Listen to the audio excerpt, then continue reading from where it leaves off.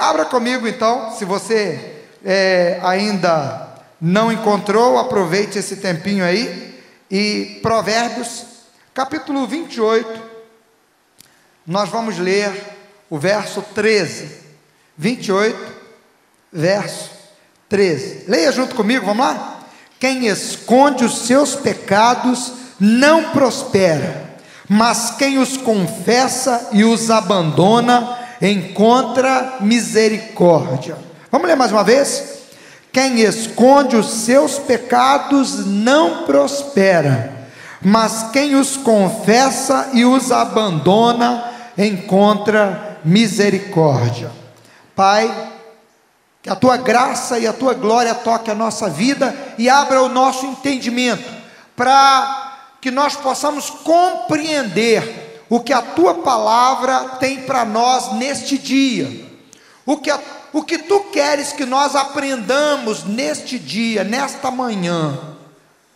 Senhor, estamos aqui porque cremos que tu queres nos ensinar, que tu falas conosco, e cremos que tu recebes a nossa adoração. Agora te pedimos, tira qualquer coisa que possa impedir a tua palavra, como semente, de entrar e produzir os devidos frutos na nossa vida. Nós oramos com fé e te agradecemos no nome de Jesus. Amém e amém. Nós estamos falando sobre arrependimento já há alguns domingos pela manhã. E eu disse para os irmãos no primeiro domingo, estou relembrando isso todos os domingos, porque eu gostaria que isso ficasse bem vivo na sua mente. Nós começamos lendo o Salmo 51 e lendo também Isaías capítulo 6, onde Isaías foi ao templo orar e lá ele teve uma visão da glória de Deus. Deus abriu seus olhos para que ele enxergasse algo que lhe impactou profundamente. E nesse impacto que Isaías teve, ele teve uma tríplice visão. Ele primeiro viu a glória de Deus, e a Bíblia diz que a glória de Deus está por toda a terra. Se você olhar para uma árvore, você pode ver a glória de Deus. Se você olhar para o intrincado processo de geração e gestação de um ser humano, você vê a glória de Deus. Alguém diz que a ciência afasta o homem de Deus, mas a ciência, ela é exatamente o contrário. Quanto mais a ciência pesquisa, mais ela se embaraça nas suas tentativas de negar Deus. Porque as coisas que vão sendo descobertas vão provando que existe um ser criador de tudo isso, inteligente, razão da existência de todas as coisas. E Isaías teve uma visão dessa glória. Os olhos dele foram abertos, e quando os olhos dele foram abertos, a segunda coisa que ele viu foi que ele viu o seu pecado. Ele viu a sua condição. Eu estou tão longe, eu estou tão distante, eu estou aqui nessa posição, e eu não tenho condições nem de viver depois disso que eu vi, depois de enxergar isso, porque eu sou culpado diante de Deus. Meu irmão, é diferente de sentimento de culpa, é culpa. Pense bem, Deus não quer que você se massacre por um sentimento de culpa. Deus quer que você enxergue a sua culpa e seja liberto dela, e seja livre dela, e ele apontou um caminho para isso. Isaías viu a sua culpa, mas ele viu a culpa dos outros também, no meio dos quais ele habitava. Então, automaticamente, a partir desse momento, Isaías, ele se viu sem condições, mas Deus deu a ele condições, tratou com ele. E Deus nunca nos aponta um pecado para que nós sejamos massacrados por ele. Deus nunca nos mostra a nossa condição para que nós sejamos massacrados por ela. Ele nos mostra para que a gente mude. E eu citei aqui Caim. Deus, antes de Caim cometer o pecado que ele estava planejando cometer, Deus mostrou para ele o pecado e mostrou as intenções do seu coração. Por quê? Porque Deus queria que Caim se desviasse do mal, e é assim. Agora, quando a gente enxerga o nosso pecado cometido, ou a nossa natureza pecaminosa, só tem uma saída: arrependimento. E o arrependimento, eu disse aqui, ele é como um bolo que tem, vamos dizer assim, alguns ingredientes. E hoje eu vou falar sobre dois dos ingredientes. Eu falei sobre a visão do pecado, eu falei sobre a tristeza pelo pecado, tristeza mesmo de desespero. Falei aqui também sobre a necessidade da confissão do pecado. Falei também no último domingo sobre a vergonha do pecado. E hoje eu quero falar com você sobre o ódio ao pecado e o abandono do pecado, sobre as duas coisas. Para a gente terminar esse assunto do arrependimento. O arrependimento é como um bolo, que tem tudo isso. Mas mais que um bolo, porque eu usei a expressão, o exemplo de um bolo, e usei o exemplo de um remédio. Porque o remédio, muitas vezes, não traz prazer, ele é amargo, ele dói. Se for uma benzetacilzinha, né? Quem gosta de tomar benzetacil aqui, hein? Tem alguém que gosta? Você gosta? Ô Jesus, perdoa ele. Se arrependa hoje. Gente, eu vou orar por ele. Ele está no caminho do masoquismo. Eu não gosto de jeito nenhum. Eu corro as léguas. Se eu puder não precisar nunca na minha vida, eu vou correr dela. Mas veja só, eu comparei as duas coisas, porque um bolo delicioso dá prazer, não dá? Não dá prazer comer aquele bolo que você gosta? Já falou aqui de chocolate. Ontem tinha bolo de chocolate branco lá, nossa Deus, o povo já estava assim, já tinha comido bastante, e ainda, vou falar um pouquinho que você vai ficar com água na boca já tinha comido, mas mesmo assim ainda comeu o bolo ainda, né? Porque delicioso, bom, né? É como ingredientes. O arrependimento é como um remédio, que sem esses componentes, anulam o efeito do remédio. Se faltar um deles, eu sou capaz de dizer que vai impossibilitar o efeito pleno do remédio. Mas é também como um bolo, porque se um deles faltar, aquele detalhe que traria o prazer pleno também falta. E a pessoa come o bolo, mas diz assim: poxa, está faltando um pouquinho faltou uma pitadinha de sal, faltou uma pitadinha daquele coisa que daria o sabor. Se tivesse mais uma raspinha de chocolate branco. Tem que ter o ingrediente, todos os ingredientes do arrependimento. Quando eu falei sobre visão do pecado, é porque quem não enxerga o pecado como pecado, não abandona o pecado, não se entristece com ele, e não sente vergonha dele. O texto que nós lemos diz: aquele que encobre o seu pecado, aquele que esconde o seu pecado, ele não prospera, mas o que confessa e deixa alcança misericórdia. Hoje eu vou falar exatamente sobre isso, sobre uma demonstração clara de que pecado é algo a ser detestado. Por que eu devo detestar o pecado? Porque Deus detesta, diria em primeiro lugar, porque Deus odeia o pecado. Nós estamos vivendo um tempo que quase não se pode falar contra o pecado na igreja.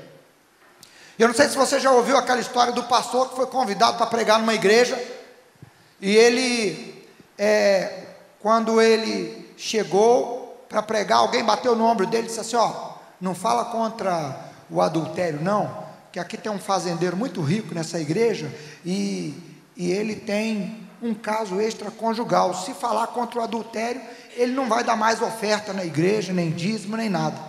Aí o pastor deu mais um passo para frente, aí alguém tocou no ombro dele e falou assim: ó, não fala contra a fornicação não, porque o filho do fazendeiro pega tudo quanto é menininha que tem aí, e se falar contra a fornicação, ele também pode ficar chateado, entendeu? Aí depois, deu um passo mais à frente o pastor, aí o outro virou e falou assim: ó, não fala contra a mentira não, porque tem gente aqui que fala mentira, mas são bons contribuintes. E assim foram falando com ele. Quando chegou, deram oportunidade para ele pregar, aí ele chegou na frente, abriu a Bíblia e falou assim: eu não sei o que agora que eu vou pregar, porque quando eu entrei eu tive a recomendação para não falar sobre adultério, para não falar sobre isso, para não falar contra isso, contra aquilo outro, e agora eu já não sei aqui o que eu vou pregar. Aí um gaiato lá no banco levantou e disse: fala contra os judeus, que aqui não tem nenhum judeu. Mas nós estamos vivendo um tempo que está difícil pregar. Por exemplo, se você fala hoje contra o homossexualismo, você pode, os pregadores estão correndo sérios riscos. Estão correndo sérios riscos. E eu conheço pessoas que já foram ameaçadas de ser processados. Eu e você precisamos entender que pecado é pecado. E Deus abomina o pecado, seja ele de qual forma se apresentar.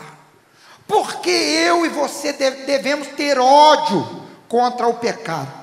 Parece uma palavra forte, mas é a única palavra que se encaixa, é o único sentimento que eu e você devemos desenvolver de forma firme a respeito do pecado, é ódio ao pecado. Porque se você tiver ódio ao pecado, você não vai querer nem se aproximar dele. Se você detestar o pecado, e eu estou falando aqui, como a Bíblia diz, o pecado em todas as suas expressões. Se você detestá-lo como Deus detesta, você vai fazer tudo o que estiver nas suas mãos para se manter longe dele. Enquanto houver qualquer sentimento de atração, ou qualquer ideia de que não é tão mal quanto se apresenta, você vai se deixar levar, ou vai ser tentado a cair num deles, a aceitar algum deles. O pecado é algo tão terrível, que a Bíblia é clara e diz que é ele que faz separação entre nós e o nosso Deus. O ódio ao pecado deve fazer parte da sua vida. Por quê? Porque ele é algo que tira a vida. O pecado mata.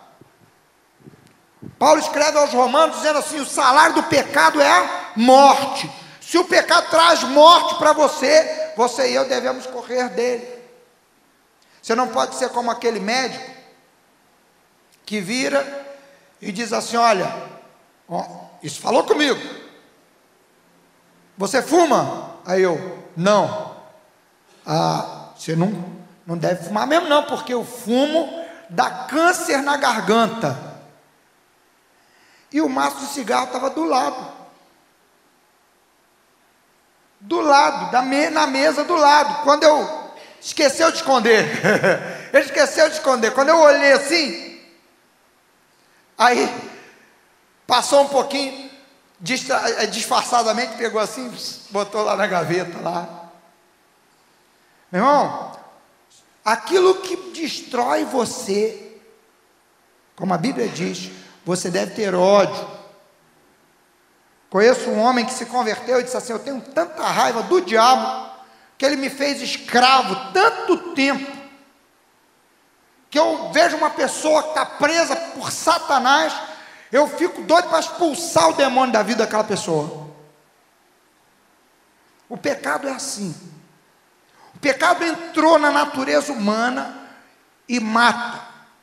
A pior morte que o pecado causa não é a morte física. A morte física é a consequência. E eu vou dizer para você, hein? A morte física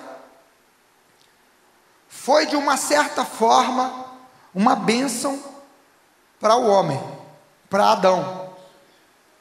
Por quê? Eu vou dizer para você por quê.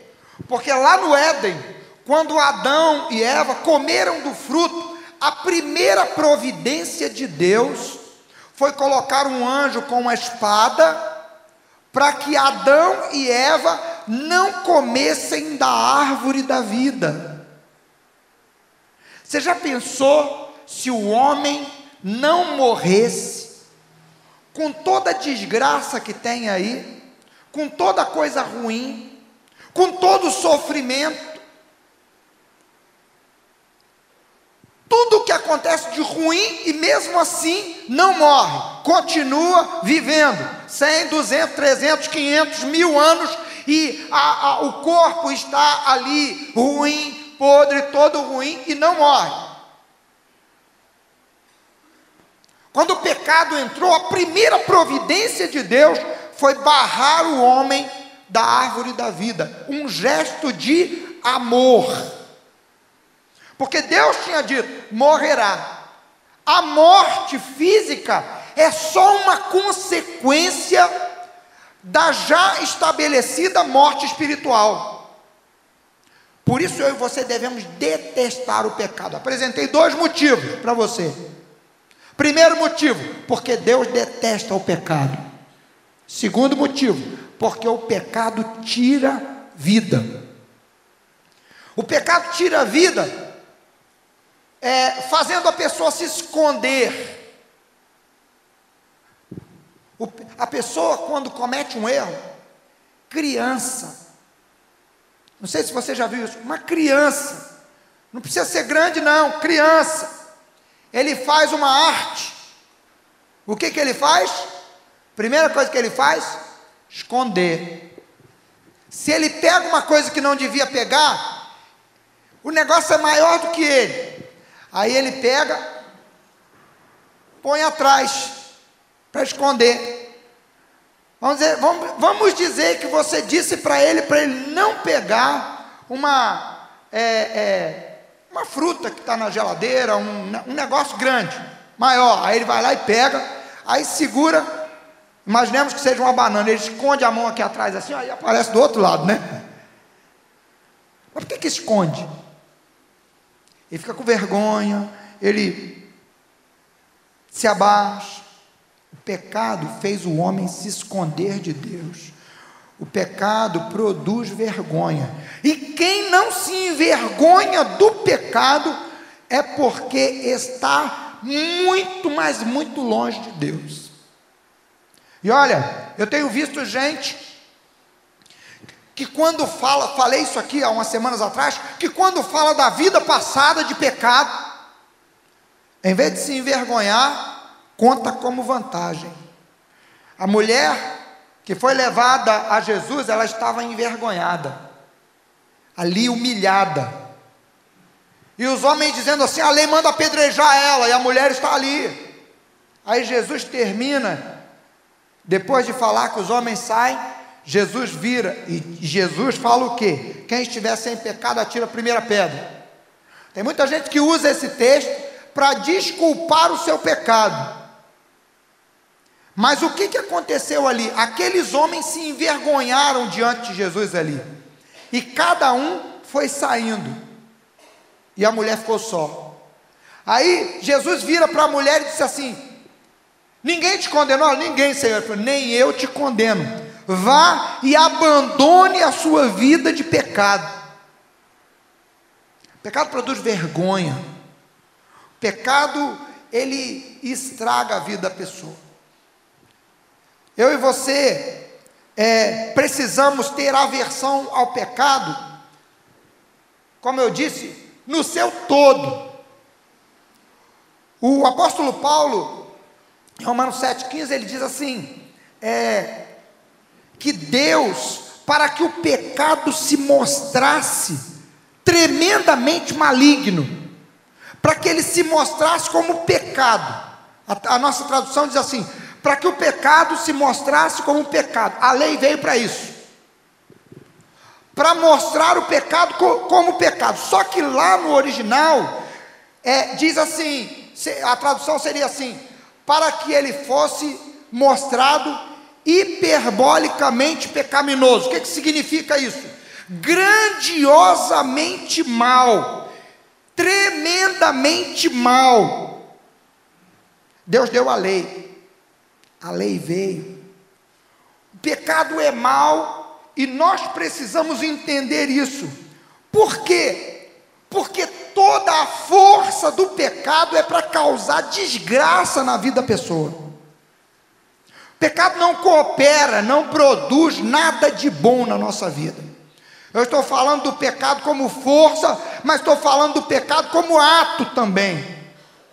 Nós devemos detestar o pecado no todo, mas devemos detestar o pecado também quanto a sua identidade. Abre a sua Bíblia comigo em Salmo 119.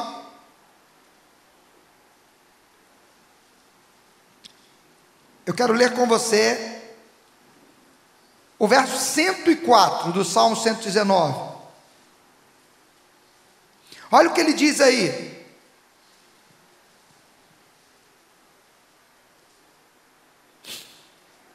ganho entendimento achou? Por meio dos teus preceitos. Por isso, odeio todo o caminho de falsidade. Ou seja, a lei de Deus abre o nosso entendimento para a gente poder conhecer o que é o pecado, a sua força. E o salmista diz assim: eu odeio todo o caminho de falsidade. O que significa isso? Eu preciso detestar o pecado na sua raiz, na força que é o pecado, mas eu preciso detestar também todos os atos de pecado. Quem odeia, quem detesta, e eu posso falar bem disso, uma cobra detesta todas as cobras. Eu posso falar bem disso porque lá em casa eu tenho a minha mulher que detesta cobra, odeia cobra. Só de ver cobra na televisão ela já não gosta nem de ver. Pode ser grande, pequena, feia, bonita, do jeito que for. Só estou usando isso como exemplo. Pode ser venenoso, pode não ser tão venenosa, mas é a mesma coisa. Com respeito ao pecado, quando eu e você percebemos que algo é pecado, deve haver em nós um detestar daquilo. Porque caso contrário, isso vai encontrar abrigo no nosso coração, vai encontrar em nós espaço. Devemos detestá-lo em todas as suas formas, porque a palavra de Deus assim nos ensina. Onde nós vamos detestar o pecado? Como eu disse, de Isaías. Isaías, em primeiro lugar, enxergou o seu pecado. Gente, não é uma vida de autoacusação. Acusador é o diabo. Ele é o acusador dos filhos de Deus. Ele nos acusa de dia e de noite, diz isso no livro de Apocalipse. Ele fica pegando os seus pecados sempre e jogando para Deus. Ele fez isso com Jó. Ele acusou Jó de pecado que ele não enxergava, que ele dizia que Jó possuía. Ele disse assim: Jó só te serve por intenções. Ele não te serve porque te ama, ele te serve só porque tu já deste tudo a ele. Ele não tem do que reclamar. Ele tem saúde, tem dinheiro, tu deste a ele filhos, deste tudo. Jó não tem o que reclamar, ele só te serve porque tem mais interesses. E Deus disse assim: Satanás, pode tocar em Jó. E tocou em Jó e destruiu tudo que Jó tinha. E Jó adorou a Deus. Satanás é o acusador. Deus não quer que você fique se acusando diariamente. Deus quer que, ao enxergar o seu pecado, você deteste aquele pecado. Deus te ama. Isso foi dito aqui no meio do louvor. Deus tem um amor intenso por você e por mim. O que é que ele detesta? Ele detesta o pecado. Quando houve o grande debate, agora parece que, vamos dizer assim, pelo menos tem outras coisas ocupando mais a mídia hoje, né? Então eles estão tendo menos ocupação com isso. Mas quando houve o grande debate por causa da questão do homossexualismo, e o Silas Malafaia, vamos dizer assim, o porta-voz mora aí do grito contra o homossexualismo, houve assim, falas claras e bem ditas pelo povo de Deus, pelo povo evangélico, pelos pastores. Nós, como homens e mulheres de Deus, temos que amar o homossexual, temos que amar a prostituta, temos que amar as pessoas da mesma forma, amá-los, mas detestar as suas práticas. E eu posso detestar a prática, e eu devo detestar a prática de pecado, porque se não houver um detestar disso, daqui a pouco a aceitação passa a ser da prática também, como algo natural.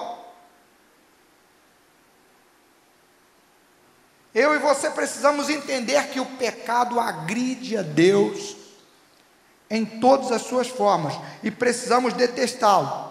Agora, Isaías, como eu estava falando, ele detestou o pecado nele mesmo. Quando ele enxergou, ele disse: ai, eu estou perdido, porque eu sou um homem de lábios impuros.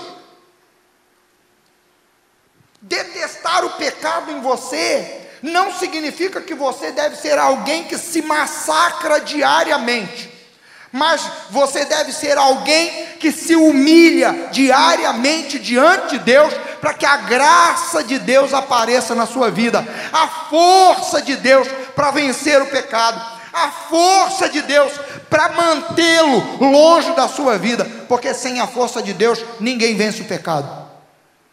E Deus ama os humildes e concede a sua graça a ele. Quando nós não detestamos o pecado, nós estamos nos deixando levar por uma espécie de soberba, por uma espécie de comodismo, acomodando a situação e agredimos a Deus. Eu disse na semana passada aqui que o pecado é como se você chegasse no rosto da sua mãe ou do seu pai e desse um soco de quebrar o nariz. do mais simples ao mais grave. Meus irmãos, quando eu falava com meu pai, eu tinha um respeito por ele, não tinha medo dele, mas tinha um respeito por ele,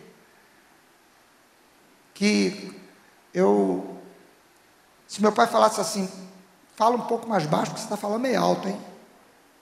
Eu ficava com vergonha. Agora eu fico pensando assim, eu chegar e dar um soco no nariz do meu pai, de quebrar o nariz, é isso que nós fazemos com Deus, quando nós escolhemos pecar. A Bíblia diz isso. As bofetadas que Jesus tomou, é como se eu e você estivéssemos dando, com a nossa escolha em pecar. Por isso o amor de Deus é intenso por nós, por isso nós precisamos enxergar o pecado como um mal e detestá-lo. Qualquer forma de pecado agride a Deus. Agora, eu preciso detestar o pecado em mim, mas eu tenho que detestar o pecado nos outros também. Essa semana eu não tirei férias esse ano e assim, consegui um precinho maravilhoso, e eu passei 3 dias, eu e a Rosali, só nós dois, os meninos ficaram em casa, só nós dois, na cidade de Tiradentes, descansando 3 dias. E está acontecendo até hoje, na cidade de Tiradentes, um chamado Fast Bike. É um festival de motos, parece bicicleta, mas não é moto mesmo. E eu fiquei olhando assim, e eu olhava motos, que custa 100 e tantos mil reais cada moto, e aquilo me fazia mal. Quando eu via a moto, não é porque eu não posso ter uma daquela, é porque se eu pudesse, eu não teria uma moto daquela. Eu olhava assim e dizia assim, Jesus, tem misericórdia. E o que mais? A pessoa para a moto, enche a cara, monta na moto e vai embora. Vai lá na frente dar o seu show. Aquilo ali assim, eu falei, Rosali, isso é um culto à luxúria. E eu fiquei olhando as pessoas admirando as motos. E aquilo assim, fez mal para mim, sabia? Fez mal para mim, eu fiquei assim, ruim. Aí a Rosali levantou uma outra coisa, olhou e falou assim, Ângela, isso aqui deve ser uma promiscuidade terrível. Esse pessoal, a situação é complicada. A Bíblia diz que a embriaguez leva à libertinagem. Eu fiquei olhando para aquilo ali, aquilo me fez mal, eu olhava para as pessoas e pedia misericórdia para a vida das pessoas que estavam ali. Eu ficava triste com a cegueira espiritual na vida daquelas pessoas. Minha palavra para você, meu irmão, quando a Rosali falou para mim assim, Ângelo, isso aqui deve ser uma libertinagem, deve ser uma promiscuidade tremenda. Aí nós entramos numa loja, a gente começou a conversar, aí 3 moças na loja, eu perguntei para elas, conversando com ela, falei assim, como é que é aqui esses dias? Ela falou assim, é terrível, só gosta disso tudo aí o pessoal que tem restaurante, que tem pousada, porque lota tudo, né? Vende muito, mas para a gente, os homens entram aqui, dizem gracinhas para nós, falam coisas, fazem gestos. Eu fico doida que passe esses dias, logo eu estou aqui trabalhando, mas eu fico doida que passe esses dias. Só confirmou o que a gente tinha falado. Estou dizendo para você, quando você vê o Miss Gay,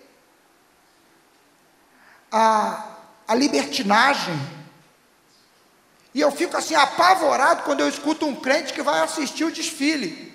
Eu fico apavorado. Para mim não se converteu ainda. Não está detestando o pecado.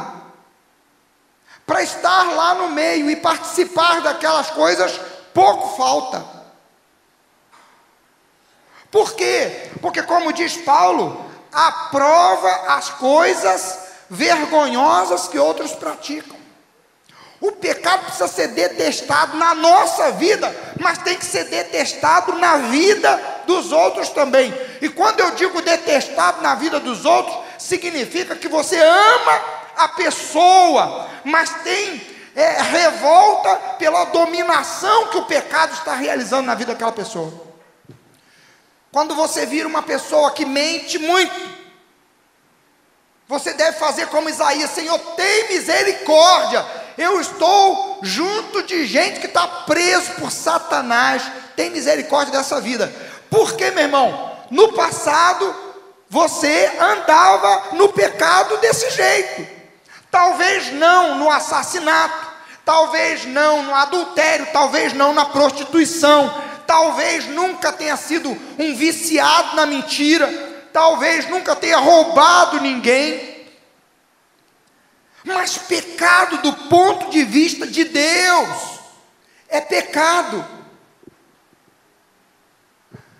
Uma mentirinha ou um assassinato, meu irmão, a Bíblia diz, capítulo 5 do livro de Atos dos Apóstolos, que Deus, para mostrar para a sua igreja a maldade do pecado, para a igreja que estava nascendo, Ananias e Safira vieram trazer uma oferta.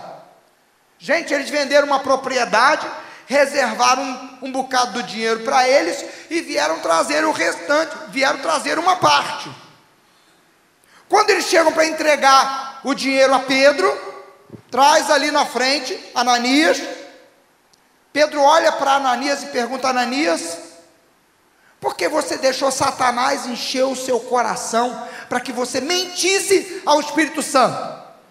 A quem Ananias estava mentindo? Ananias estava mentindo à igreja e a Pedro, que estava ali na frente.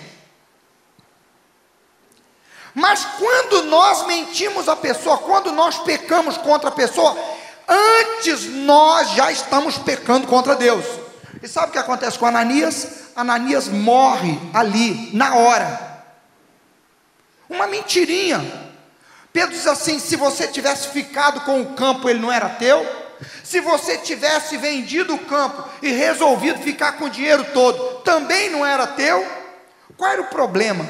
O problema é que a igreja estava nascendo e Deus queria que a igreja entendesse que o pecado, desde o pequenininho até o grandão, ele é passível de morte e de juízo do mesmo jeito.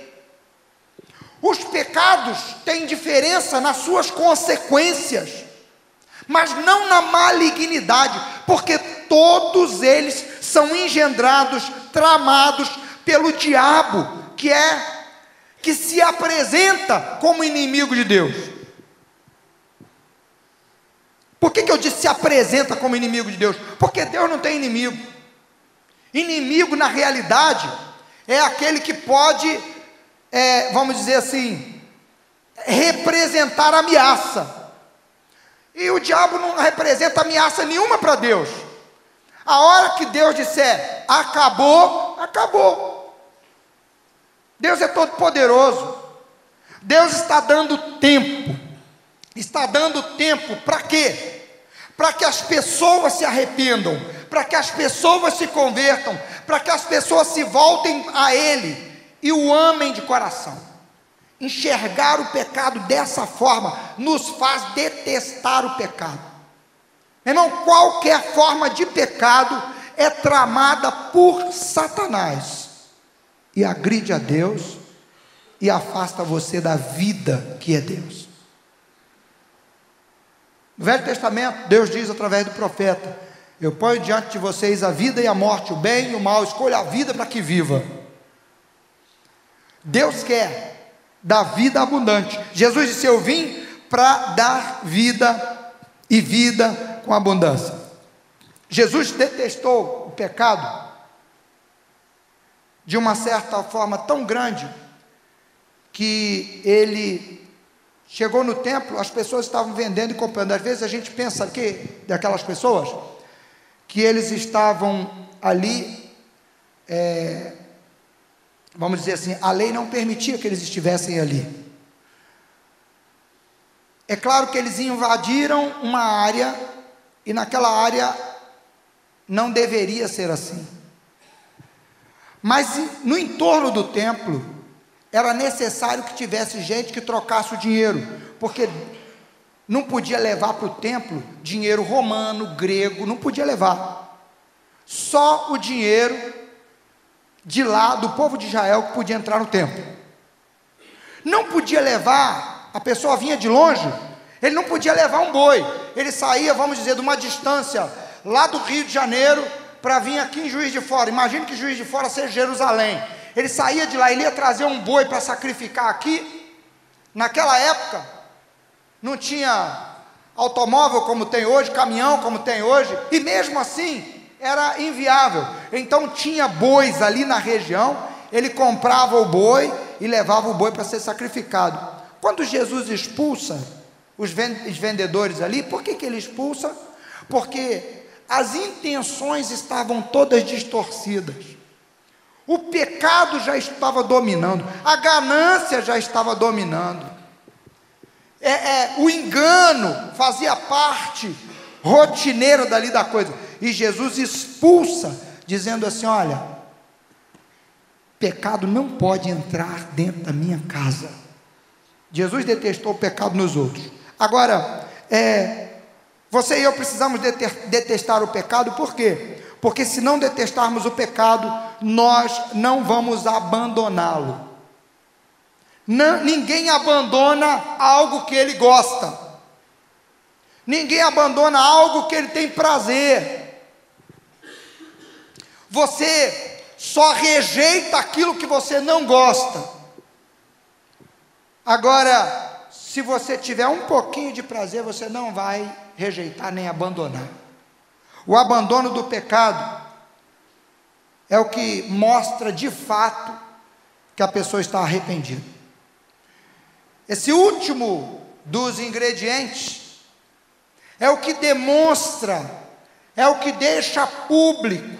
Tanto que Jesus disse para a mulher: vá e abandone a sua vida de pecado. Jesus perdoou a mulher, mas não isentou da responsabilidade de jogar fora da sua vida aquilo que Deus reprova, aquilo que desagrada a Deus. Veja só, pecado, Jesus te liberta da culpa, Jesus te liberta do domínio do pecado, mas Ele não te liberta da presença do pecado, enquanto você não morre. Veja só, nós fomos salvos da condenação do pecado, nós estamos sendo salvos do domínio do pecado, da prática do pecado. Nós seremos salvos da presença do pecado. Você está no mundo, você está no meio de pessoas que têm prazer no pecado, e olhe lá se você não tem prazer no pecado. Se você tem prazer no pecado, em algum pecado, é necessário que você se humilhe diante de Deus e diga: Deus, tem misericórdia de mim e ajuda-me a detestar isso, qualquer forma de pecado. Paulo, na carta aos Romanos, capítulo 7, ele diz que miserável homem que eu sou, o bem que eu quero, esse eu não faço, mas o mal que eu não quero, eu me pego praticando. Quem me livrará do corpo desta morte? Ou seja, quem me livrará dessa separação que o pecado causa? E no verso seguinte ele diz assim: agora já nenhuma condenação há para os que estão em Cristo Jesus. Quem te livra é Deus. Se eu e você estamos na presença do pecado, nós somos atingidos pelo pecado de pelo menos duas formas. A primeira delas é a que vem de dentro, o pecado que vem dos desejos naturais que existem em nós e que foram pervertidos, que foram distorcidos. Vai me dizer que é só em mim que dá vontade de mentir de vez em quando? Ou não dá em você? Nunca dá vontade de mentir em você. Às vezes a única saída que a gente enxerga é falar uma mentira. Vai dizer para você que você nunca cobiçou uma coisa dos outros. Nunca desejou uma coisa que é do outro. Isso é a força do pecado que está nos nossos membros. Paulo diz assim: eu vejo nos meus membros uma lei que, guerreando, me empurra para o pecado. Ele diz isso na carta aos Romanos, capítulo 7. O que é isso? Pecado que vem de dentro.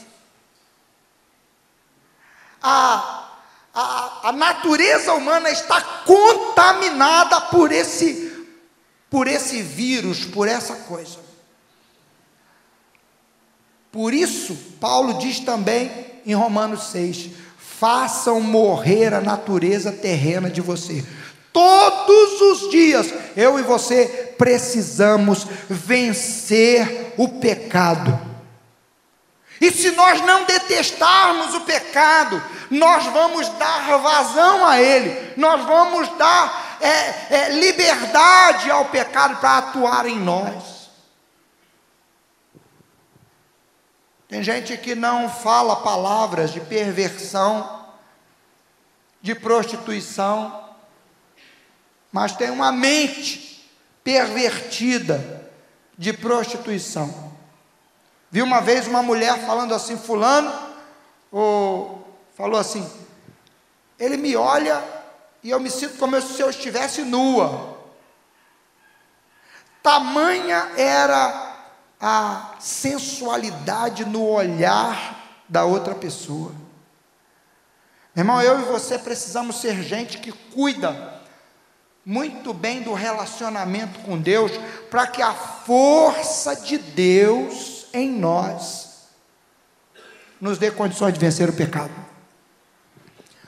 A Bíblia diz que o espírito está pronto, a carne é fraca, mas o espírito está pronto.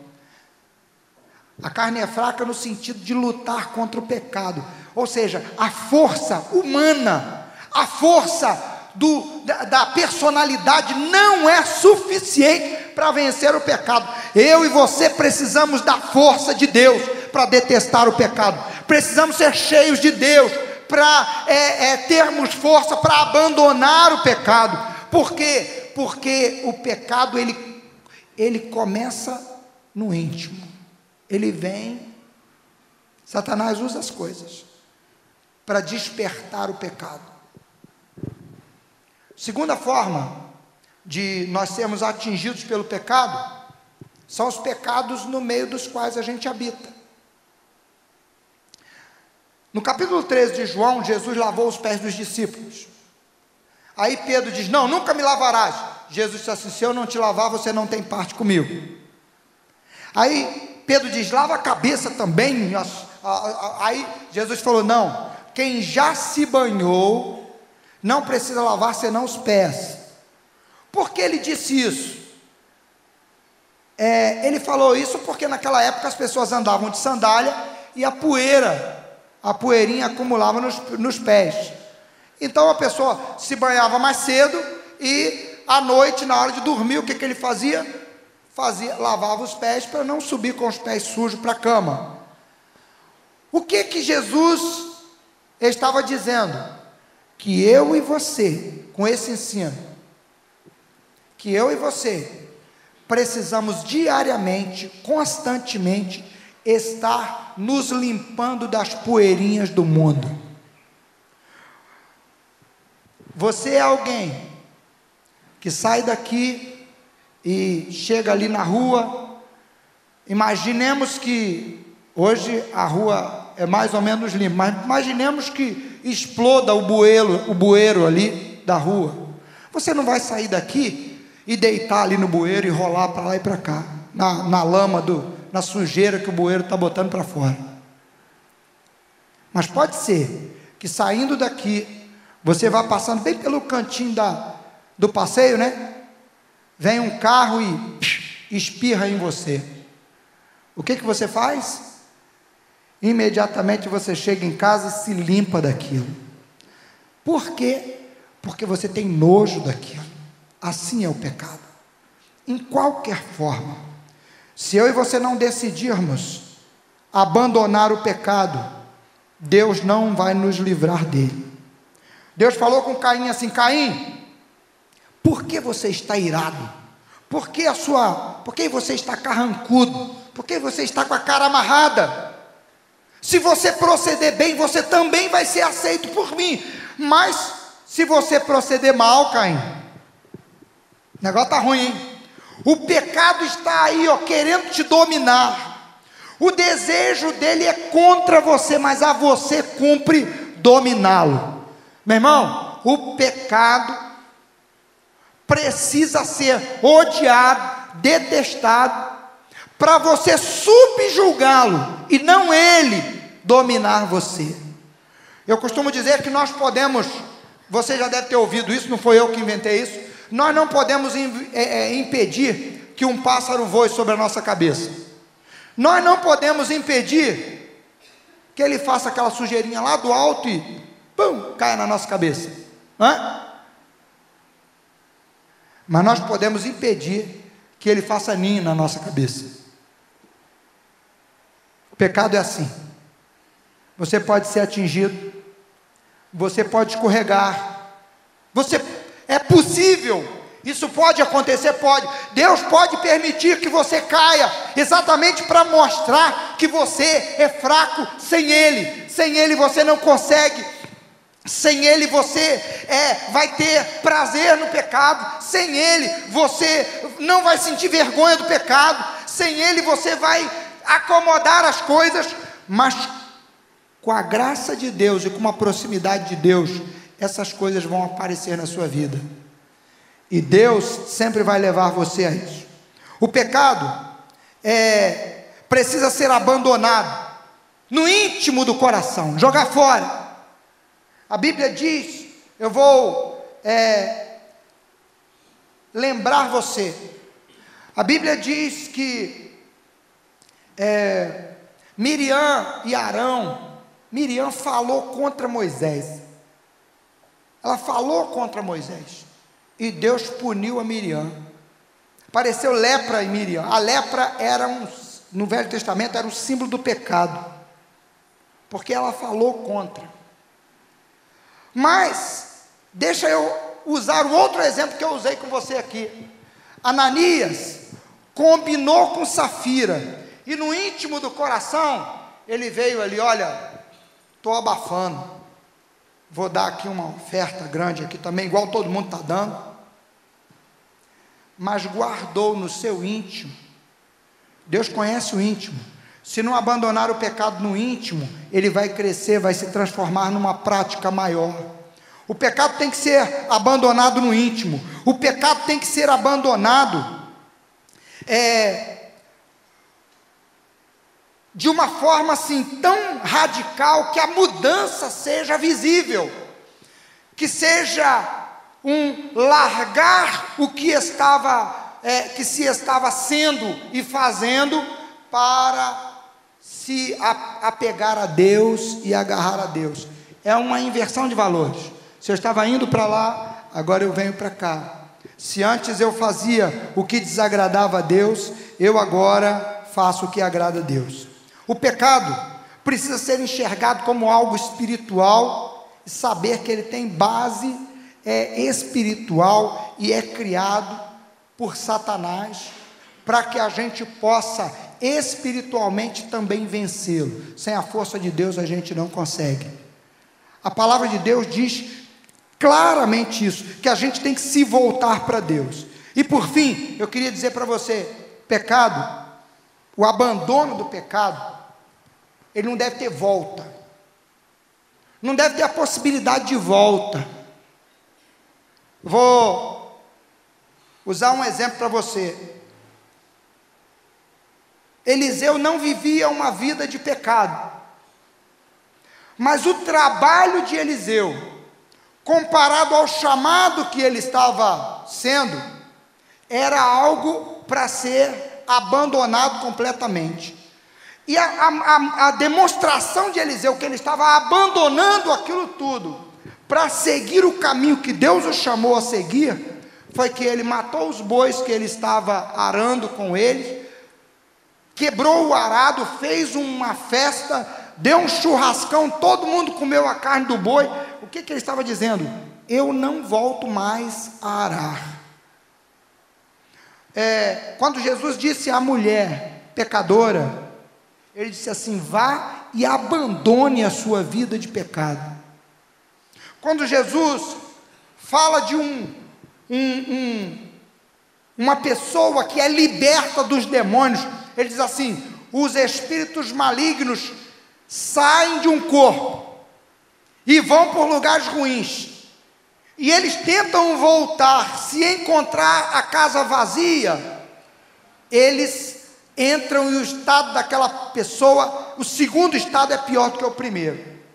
E logo depois Jesus expulsa um demônio de um homem e diz assim: vá e não peques mais, para que não te suceda coisa pior. Queria dizer para você que eu e você precisamos entender que o verdadeiro arrependimento, ele passa por uma visão de pecado, ele passa por uma tristeza por ter cometido aquilo. Ele apresenta também uma confissão genuína, não esconde, não camufla, não desculpa, não arruma desculpas. O verdadeiro arrependimento mostra na vida da pessoa vergonha pelo pecado. O verdadeiro arrependimento se apresenta também com um detestar do pecado. Mas a característica que mais mostra o verdadeiro arrependimento é um abandono total do pecado. Não tem volta. Eu não volto mais para isso. Deus vai me dar graça e eu não vou voltar mais para o pecado. É como alguém que atravessa uma ponte e destrói a ponte para não ter como voltar para o outro lado. A vida cristã, o arrependimento genuíno, ele é assim, ele apresenta isso. Porque eu e você precisamos nos arrepender, porque a entrada no reino de Deus e a vida no reino de Deus só são compatíveis com verdadeiros arrependidos. Irmão, eu e você, quando encontramos na nossa vida pecado, e a gente tenta desculpá-los, a gente não tem aversão a ele mais, a gente não sente tristeza pelo pecado, a gente não confessa o pecado, esconde, nós estamos dizendo que nós não nos arrependemos, principalmente quando a gente não abandona o pecado. Nós estamos dizendo que nós não nos arrependemos realmente. O arrependimento, ele pode ser maquiado em muitas coisas, mas uma das coisas que mostra o verdadeiro arrependimento é o abandono completo e total daquela prática. Deus olha para você, Deus olha para mim e quer ver em nós gente decidida a ter uma aliança com Ele e não ter nada a ver com o diabo. Uma certa vez Jesus estava com os seus discípulos, ele diz assim: aí vem o príncipe desse mundo, aí vem Satanás, e ele nada tem em mim, eu não tenho nada a ver com ele, e ele não tem nada a ver comigo, ele não tem direito nenhum sobre mim. Quando nós não nos arrependemos, nós estamos dando direito a Satanás, nós estamos dando permissão a Satanás para amarrar, para espetar, para maltratar a nossa vida. Agora, quando nós nos arrependemos, Deus toma a defesa da nossa vida. Amém? Queria dizer para você, eu e você precisamos entender que Deus espera que haja verdadeiro arrependimento em nós. Arrependei-vos, era a pregação dos apóstolos, para que sejam cancelados os vossos pecados, e sobre vocês venham tempos de refrigério. O arrependimento traz refrigério para a nossa alma. Queria convidar você a ficar de pé para nós orarmos.